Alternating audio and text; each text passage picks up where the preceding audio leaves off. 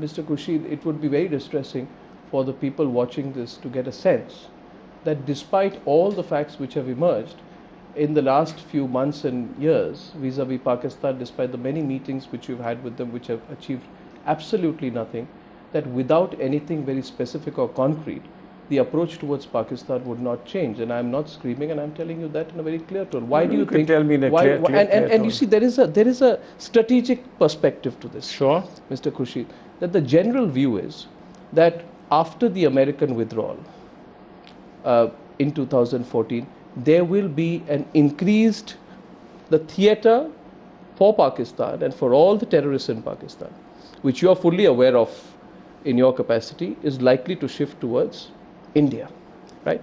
Now, in this situation, I would have assumed. That's a very strange thesis. I would allow me to complete. Yeah. I would have assumed that there would have been a greater sense of urgency at this point of time for India to be very rigid with Pakistan, so that we force them to pull back on, more importantly than one, the infiltration, pushing terrorists across to India, and thirdly, acting against those who are creating terror groups and expanding them within Pakistan.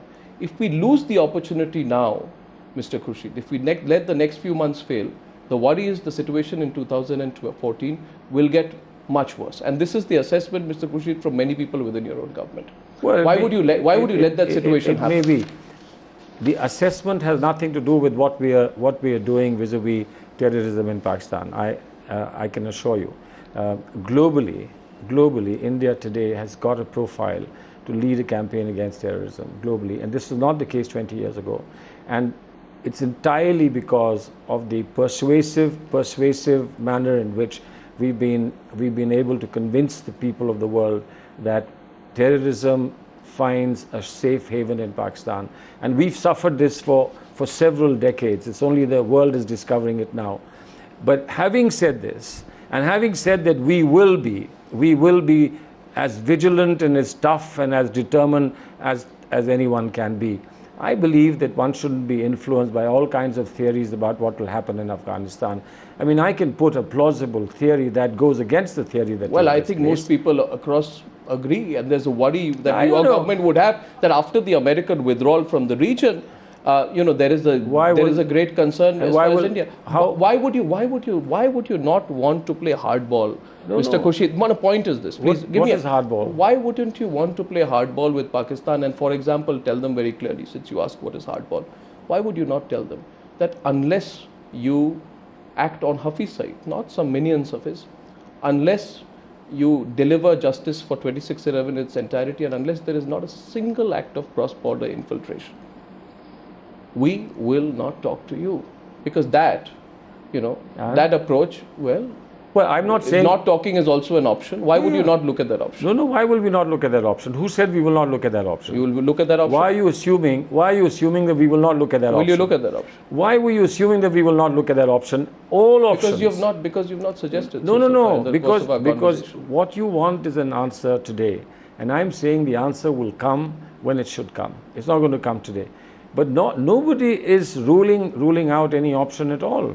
Nobody is ruling out option. Nobody is ruling out specific, Mr. Khurshid. No, of course, it's not my job to be specific. Why not? It's my job to keep you guessing. It's your job to be specific. It's not my job to be specific. I think that's a very sorry statement. I think the people of India would want you to be as specific as possible. This is it. People of India, when I meet people of India, I'm specific with them because I speak the language. They're watching you now. No, of course they're watching me, but not all of them. There are a lot of them who don't watch you. So whoever's watching today would want you to be specific on the talks. Yeah, I know. One last time on the talks with Pakistan. And they would also know that we have a good foreign minister who can't be driven into taking positions that may not well be mature positions at this time. As and when the positions mature, he will give them to us. And of course, I make an open offer that as we mature our position and the time comes for us to make declarations that would excite the people who watch you, I will be very happy to share that with you first of all, and not with anybody else. And in the interim, the Prime Minister will meet Nawaz Sharif on the 24th of September. You said when and if. No, you said when and if. Yeah. There were two comments in your observation. You said when and if. We decide. So when and if, you said. So the when is known.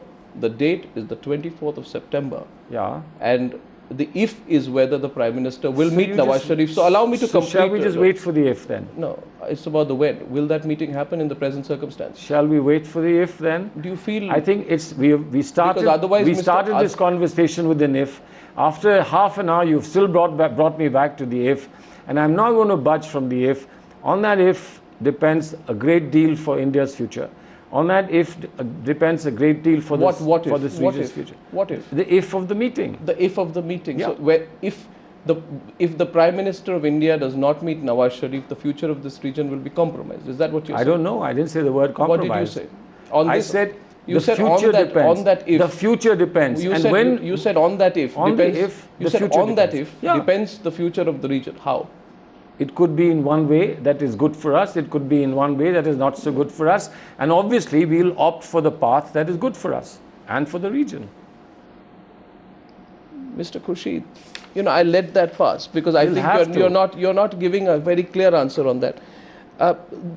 The worry is, Mr. Khurshid, that the broader point is this: we talk a language that sometimes gives the impression that we are not firm in our approach, and this charge has been made in the context of look at how firm I have been with you. Well, I haven't given you an answer. You've tried to cast that question in many different forms. Mr. Khurshid, but I haven't given you an answer. No, Mr. Khurshid, not giving an answer is your right. It's firmness. Asking a question is my It's your right. responsibility. So let's agree on that. In the context of China, I have a couple of questions for you.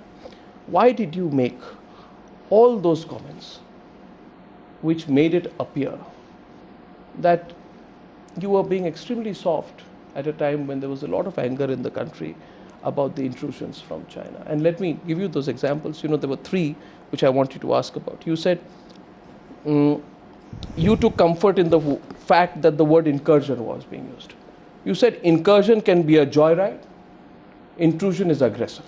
I was being facetious at your inability of the media to distinguish between an incursion and excursion. The context question was of an incursion, not about an excursion. Yeah, intrusion and incursion are two different things. So why Okay? did you say incursion can you be a should have- joyride, I thought you should intrusion have can used- be aggressive? I thought you should have used the word intrusion. I have a right to correct your English. You should have used the word intrusion. And I think that if you're serious about something, then you should at least use the right words. You also said, you remember the comment about acne.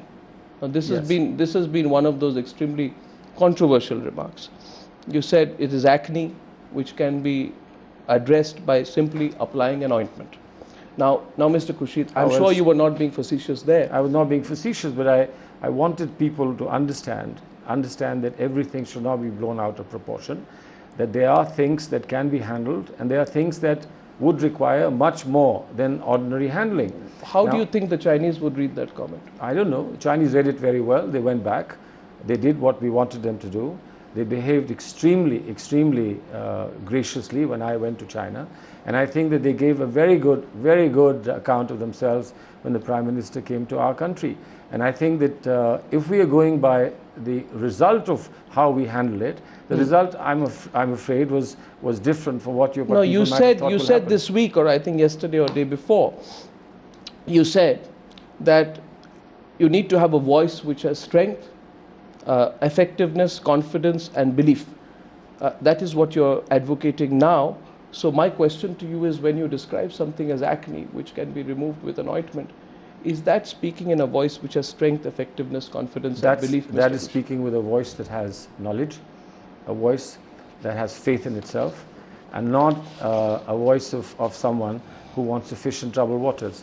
I think we did what we did with China with great sagacity, sensibility, and sobriety, and I think it's been appreciated across the border. They know our strength, they know our commitment, and they also know our determination. And it's all apparent in the results of how we deal with China now. So there are two questions, Mr. Khurshid. An admission that Dawood Ibrahim has been in Pakistan. How aggressively has your government taken it up since the admission by a Pakistani official, Shahryar Khan, an advisor to the Prime Minister, in the last few days? This is an area of high security, and I would rather not deal with it now. But I can assure you. Should you not pin them down? I can assure you that this is something that will not escape our attention, and that this is not something that we will get easily diverted from. But this is as much as I can tell you at this point. Have you taken it up with the Pakistanis? This is as much as I can Why tell you. didn't you go hammer and tongs with the Pakistanis on No, Dawood I when mean, that point was made? see, you've just been telling us don't talk to Pakistanis. Now you're telling us take it up with Pakistanis. No, I'm telling Please, you. you're saying You don't have to talk, talk. No, one second. Yeah. One second. Then, if you don't talk, how do you take it up? No, 1 second. Why don't you aggressively take up the issue at every single level? You know, issue press releases on it. Why don't you make a big deal on it? Why don't you issue statements on it to put up the pressure on Pakistan? The press releases are to be done for you, not for them. With them, you have to tell them straight, eye to eye, eyeball to eyeball. You have to tell them what you believe is wrong and what they must do. What have you told them on Hafiz vis-a-vis many of these things, I'm not going to give you details because they are details that relate to our security. And I'm not going to be able to share them with you till such time as we reach a point of a stage where this can be released to you. So, Mr. Khurshid, finally, let me give you a situation here. That Hafiz Saeed has been making the most inflammatory comments in Pakistan, right? You, of course, are looking for some certain progress in the legal process vis-a-vis 2611 to justify the Prime Minister's... Inter alia. Yeah. Amongst other things, to justify the Prime Minister's meeting with Nawaz Sharif. I'm not justifying at all. I'm not justifying. We're not looking for a justification. Please understand. You can say so. There can be an interpretation that No, why? How can you? If we say we're not looking for a justification, how can you interpret? Because you almost admitted here in the course of the interview that the Prime Minister's meeting will carry on. No. Unaffected by what's happening. I am sorry. Go back over your tape again. I've done nothing of that sort. Again and again I've said. And I have not said meeting will not take place. I have not said the meeting will take place. I'm only saying to you, I am not going to tell you now that the meeting will take place or not take place. After 2611 happened, there was a period when we did not talk to Pakistan. And the critical issue, Mr. Salman Khurshid, it's fairly simple, not complicated. We don't have to be too nuanced about it. The only critical issue there was action on 2611, right? And as far as this entire country is concerned, Mr. Khurshid, action on 2611 amounts to action on Hafiz Saeed. And today, Hafiz... Amongst other things. I'm sorry. There is a range of people involved. And I think we are getting satisfaction somewhere. Because a little satisfaction. Wasn't Hafiz Saeed the mastermind, Mr. Khurshid? No, nothing near what we want. But the satisfaction appeared to be coming. And we are saying, can you please move further? And all further, the statements of the government of India at that point of time, Mr. Khurshid, was simply this action against the masterminds of 2611. And the mastermind of 2611, as per your own government's policy, was Hafiz Saeed. So my last question to you is only this. Yeah. Only this. If Hafiz Saeed continues unchecked and continues to make the comments that he has and be allowed a free leash by the Pakistan army or the government, is it not absolutely the wrong situation for prime ministerial talks at any level, anywhere in the world? And when you do so, are you not sending out a message that we are willing to let you off the hook? Well, you want a double... You asked me a double negative and you trap me. That's not going to be an answer. Trapping, I ask you a very straight question. Very simple. I think you agree with what I say. I agree with everything you say except for the conclusions. And the conclusion is that I am not telling you today, and I'm not in a position to tell you today, that we've done enough analysis to come to a conclusion as to what should be done. And of course, once we come to that conclusion, we place it before the Prime Minister.